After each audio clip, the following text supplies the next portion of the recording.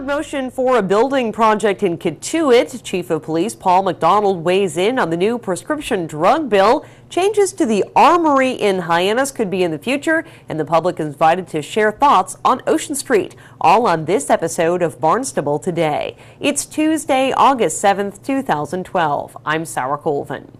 Robert Siegel is working to purchase the home known as Bonnie Haven near Loop Beach in Kituit. Siegel's attorney Michael Ford was again before the Barnstable Historical Commission this week looking for permission to move the home. Originally, Siegel had wanted to demolish the home. Attorney Ford explains the revised plans.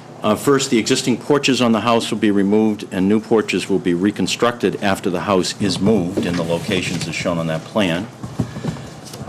It is also our intention to demolish the shed on the property as shown on the plan.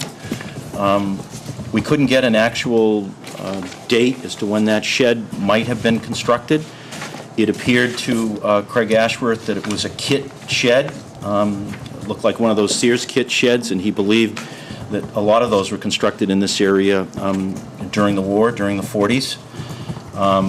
If that's the case, then it isn't subject to the jurisdiction of the Commission because it's not yet 75 years old, but as I say in the amendment, out of abundance of caution, I wanted to add it to the application and have the Commission make a determination to the extent that it's applicable. Finally, I wanted to make sure that you realized, as I think you do, because I think we mentioned it last time, this amendment is in the alternative.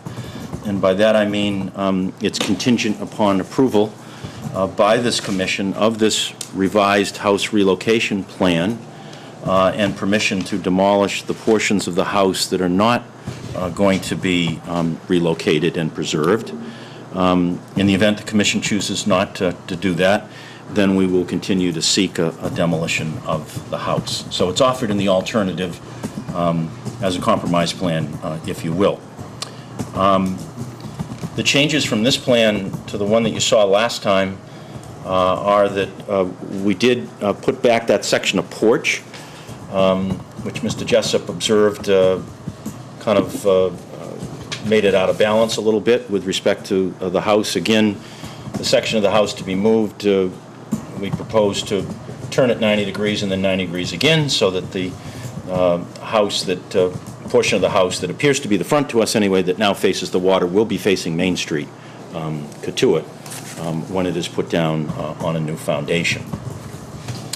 The other thing I wanted to bring to the Commission's attention is that I received unsolicited from the current owner of the house, Dave McCowan, or representative of the owners, I should say, his family, through the broker Paul Grover, that they did a complete window replacement in 1993.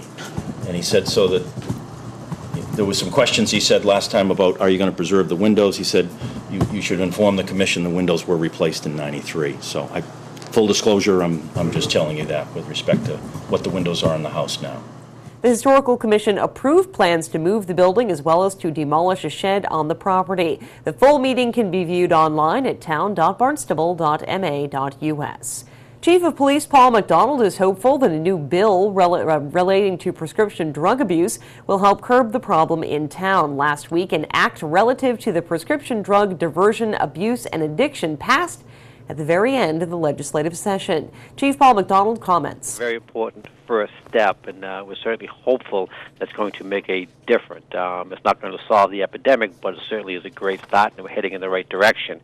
And what it does, it requires doctors to sign up and use the state's prescription monitoring program, which is a database aimed at stopping patients from doctor shopping for the highly addictive pain medications such as Oxycontin and Vicodin. It'll take them probably an extra 5 minutes to deal with the patient, but certainly it's going to go a long way. Currently, pharmaceutical companies do have strict restrictions and regulations. However, doctors do have the option to participate in the monitoring program. The problem is it kind of breaks down when it gets to the doctor's office in the pain clinics.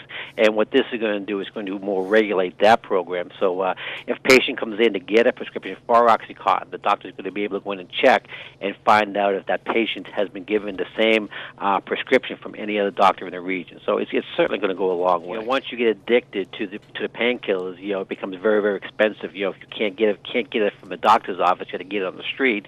And if you're addicted to it, it's going to cost $250 to $300 per day for a habit.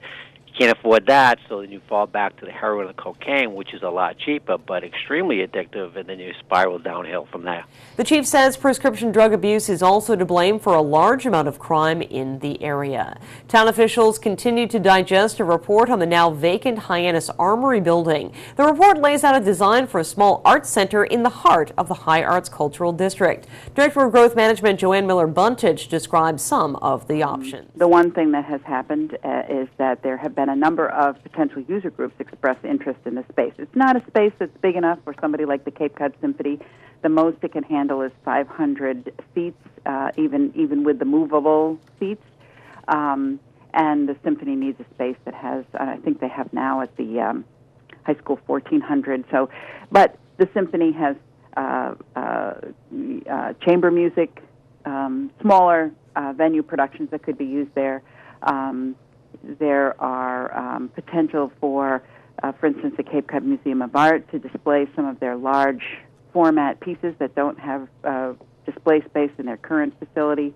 The Maritime Museum would like to have a large boat display. So all of these kinds of things, over and above the programming that we do through our economic development arts and culture coordinator, folks have expressed interest in all of those things. So we've been reaching out to those user groups, sitting down with them, and seeing what their interest still is. Of course, we've reached out to the JFK Museum Board and the Foundation, seeing if their interest is still there in using the building, and it is. So we want to understand who the potential users would be once the building is rehabilitated. The second thing that's been happening is that we have been designated as a cultural district. We've continued our close association with the Mass Cultural Council, and we've taken several of those folks through the structure. They're very interested in it. They requested a copy of the study, and they have a cultural facilities fund. So we've garnered all this goodwill. We've talked to all these people, and now our job is to sort of pull together a plan moving forward. Working with the manager's office, I think we will probably formalize our discussion with the user groups, which would be just sort of a request for interest. Who would you, and have people submit these ideas in writing as to how they would use the building once rehabilitated. Next week, the public is invited to a meeting to discuss planned improvements along Ocean Street. Buntich explains this is part of a MassWorks grant. And so this is very typical. The streetscape, I think people will see, is very typical of the streetscape in downtown Hyannis. So, we have the lighting scheme, will improve pedestrian access, and then there'll be water infrastructure as part of this project as well. So a big focus is to look at that intersection between Ocean Street, Old Colony, and South Street. It's a little difficult for pedestrians to cross that now, so we want to make sure that we have a lot of people looking at how we could make that simpler and safer. And so that'll be part of the discussion that we have with folks next week. Those who live and work in the area, as well as those who frequently travel on Ocean Street, not just by car, but also on foot and by bicycle, are invited to attend the meeting. It begins at 8 o'clock in the Town Hall hearing room on Wednesday, August 15th. Well, Barnstable lifeguards are gearing up to defend their title. The 38th annual Cape Cod Life-Saving Competition is taking place this Friday, August 10th at 9 a.m. at Craigville Beach. Lifeguards from towns across Cape Cod will strut their stuff and compete in a wide variety of rescue events, including swimming, paddleboarding, and running. The public is invited to cheer on the lifeguards, especially three-time defending champs, your own Barnstable Lifeguards. Don't forget, if you do have thoughts or ideas to move Barnstable forward, you have a platform upon which to do so. It's called Barnstable iForum. It's the town's online virtual town hall. Topics up for discussion right now include Barnstable services, what kind of programming you'd like to see on Channel 18, and more. Head to barnstableiforum.com to join the conversation today. With Barnstable Today, I'm Sarah Colvin.